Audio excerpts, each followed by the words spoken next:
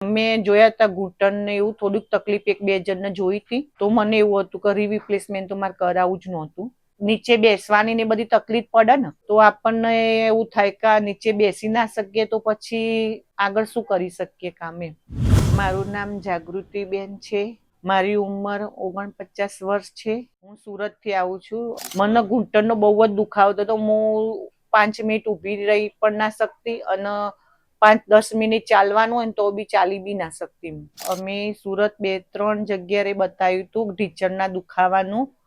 એમને મને રિપ્લેસમેન્ટ કહ્યું હતું, પણ મારે તે કરાવવું નહોતું. પછી અમે ઇન્સ્ટાગ્રામમાં જોયું, પછી અમે તપાસ કરવા આવ્યા. એટલે પછી અમે અહીંયા નક્કી કર્યું કે ઓપરેશન કરાવી લઈએ.